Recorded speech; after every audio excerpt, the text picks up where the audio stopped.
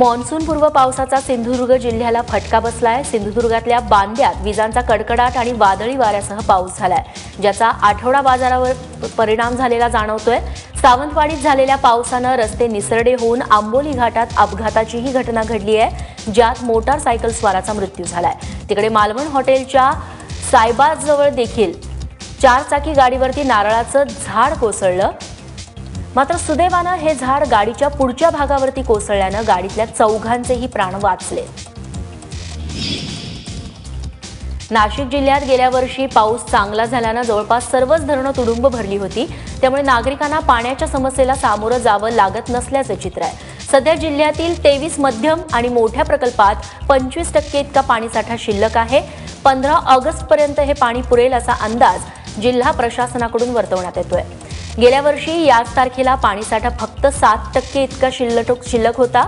यंदा पाणीसाठा जरी मुबलक असला तरी उन्हामुळे बाष्पीभवनाचा वेग वाढत असून पाणी जपून वापरण्याचं आवाहन करण्यात येत आहे। मुख्यमंत्र्यांच्या दौऱ्याआधी धुळ्यात राजकीय वातावरण तापलंय। धुळ्यात मुख्यमंत्र्यांच्या सभेच्या व्यासपीठावर महापुरुषांची विटंबना करणारे गुंड दिसले तर मुख्यमंत्र्यांची सभाच उधळून लावण्याचा इशारा राष्ट्रवादी काँग्रेसनं दिलाय। तसंच पांझरा नदी पात्रात मुख्यमंत्र्यांची सभा घेण्यापूर्वी आयोजकांनी पर्यावरण राष्ट्रीय हरित लवादाकडून परवानगी घेतली का असा सवालही राष्ट्रवादीनं केलाय।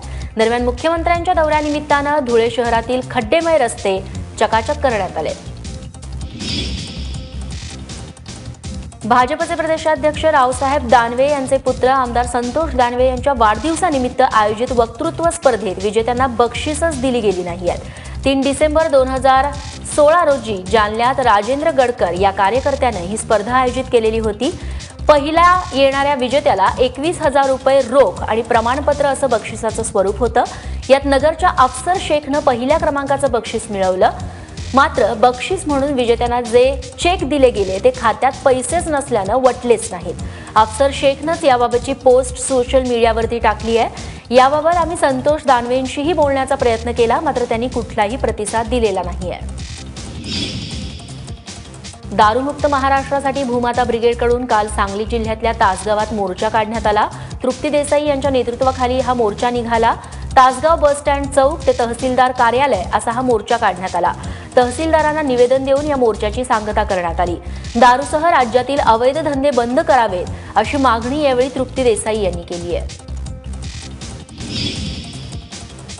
हिंगोली शेतात पिकाला पाणी देत असताना शॉक लागून एका शेतकऱ्याचा मृत्यू झालाय। औंढा नागनाथ तालुक्यात ही घटना घडली आहे। 38 वर्षीय आनंदराव पवार असं मृत पावलेल्या शेतकऱ्याचं नाव आहे। पवार सावरखेड्यातल्या शेत शिवारात पाणी देत असताना त्यांना जबर शॉक लागला, त्यातच त्यांचा मृत्यू झाला। अकोल्यातील वारकरी संप्रदायातील ज्येष्ठ संत श्रीधर स्वामी महाराज पंचगव्हाणकर यांचं दीर्घ आजारानं निधन झालं। ते 86 वर्षांचे होते।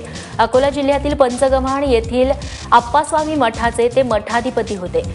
संस्कृतसह इंग्रजी, हिंदी, मराठी भाषेवरती प्रभुत्व असणाऱ्या श्रीधर स्वामी महाराजांनी देशभरात भागवत धर्माच्या प्रचारासाठी प्रसारासाठी काम केलं।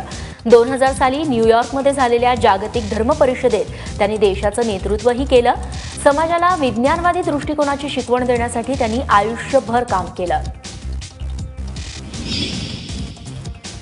माजी मंत्री हर्षवर्धन पाटील यांचा एक व्हिडिओ सध्या व्हायरल होताना दिसतोय।